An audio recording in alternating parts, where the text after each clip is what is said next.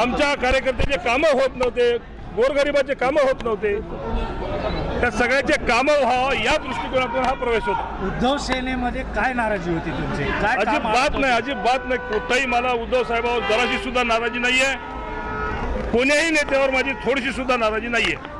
मग कोणते कामं तुमचे होत नव्हते की ज्याच्यामुळे तुम्हाला आपल्याला बार बार मी बाईटवर सांगत होतो, कुठल्याही प्रकारची डीपीसीची निधी मिळत नव्हती, विरोधक असल्यामुळे कुठली आज आम्ही प्रत्येक गावामध्ये फिरतो तर लोकांची अपेक्षा असते की आम्ही त्यांना निधी दिली पाहिजे, कामं केले पाहिजे।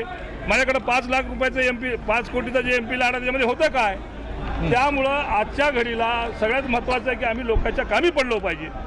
विकास कोण्याच गोष्टीचा होत नाही, निधी कोणत्याच गोष्टीला मिळत नाही, कार्यकर्ते सगळे परेशान आहेत, कोणत्याच गोष्टीची निधी त्यांना सुद्धा मिळत नाही। तर या सगळ्या गोष्टीचा विचार करून सगळ्या कार्यकर्त्याला विश्वासात घेऊन आज मॅक्झिमम लोकांनी ज्यावेळेस सांगितलं की आपण इथं गेलं पाहिजे म्हणून आम्ही गेलो। कधीपासून म्हणजे नियोजन कधीपासून सुरू होतं टायगर ऑपरेशन? आता सगळ्याला माहिती आहे ना किती दिवसापासून। ठीक आहे, मंत्रिपदाचं मुद्द्याचं बोला।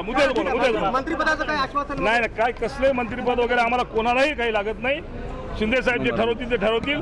फक्त महत्त्वाचं एकच आहे की आमच्या कार्यकर्त्याला सगळ्याला वाव मिळाला पाहिजे, सर्वसामान्य जनतेचे कामं झाली पाहिजे, निधी प्रत्येक खेड्यागावाला आमचा आपलं तुम्हाला माहिती आहे, माझी लोकसभा असो किंवा परभणीची लोकसभा असो किंवा मग संजय देशमुख साहेबांची लोकसभा असो, अतिशय खेडोळ सगळा भाग आहे, अतिशय दुर्गम भाग आहे आणि त्यामध्ये निधी नाही मिळाली तर आम्ही उद्या लोकांना तोंड काय दाखवायचे आहेत?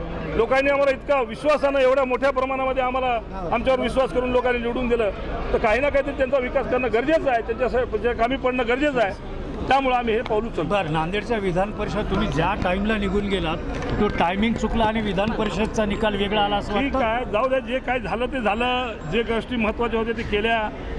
एक तुम्हाला पक्क चांगलं माहिती आहे की मी पाय राहून उभा होतो, कुठल्याही प्रकारचं लालशन माझ्यावर लागू शकत नाही, मी कुठल्याही प्रकारचं म्हणजे कोणालाही कमी पडलो नव्हतो, सगळ्या गोष्टींमध्ये सगळ्याला विश्वासात घेतलं होतं। पण योगायोग आहे की मला तिकडे जावं लागलं आणि मी कुठंतरी माझ्या मुलाच्या या निवडणुकीमध्ये कमी पडलो।